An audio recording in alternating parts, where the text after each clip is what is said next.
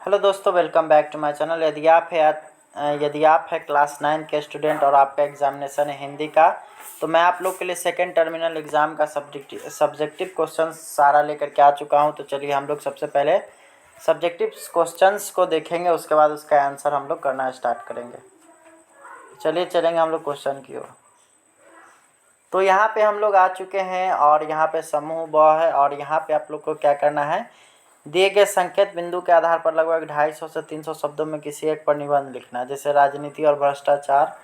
उसके बाद है आदर्श विद्यार्थी। उसके बाद है मेरे आदर्श महापुरुष।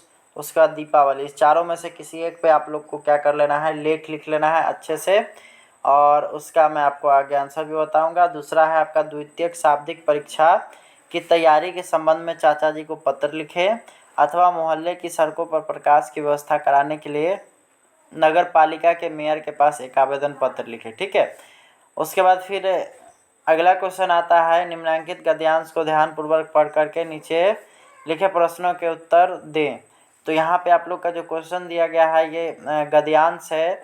अपने जीवन के अंतिम वर्षों में सच्चिदानंद सिन्हा की उत्कृष्ट अभिलाषा थी कि सिन्हा लाइब्रेरी के प्रबंधन का उपयुक्त व्यवस्था हो। ट्रस्ट पहले से मौजूद था, लेकिन आवश्यकता यह थी कि सरकारी उत्तरदायित्व भी स्थिर हो जाए। ऐसा मसविदा तैयार करने की जिसमें ट्रस्ट का अस्तित्व भी न टूटे और सरकार द्वारा संस्था की देखभाल और पोषण की भी गारंटी मिल जाए, जरा टेढ़ी खीर थी। एक दिन एक चाय पार्टी के दौरान सिन्हा साहब मेरे यानी जगदीश चंद्र माथुर के पास चुपके से आकर मेरे पास बैठ गए। सन 1949 की बात है।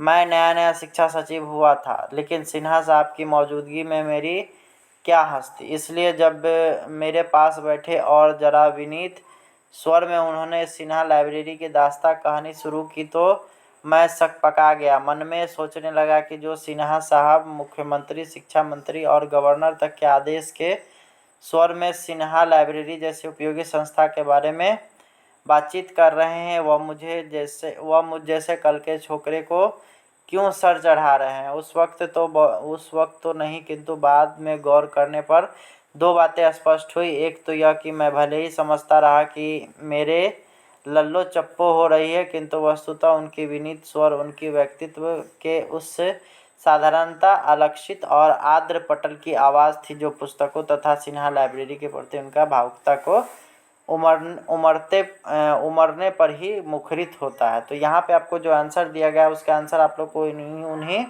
गद्यांशों में से आप लोग को मिल जाएगा। फिर उसी तरह से आपको यहाँ पे है अगला गद्यांश जो है उसको भी पढ़ करके आप लोग को आंसर कर लेना है। और रही बात इन क्वेश्चंस का, तो इसमें से भी आप लोग को आंसर खुद ही करना होगा।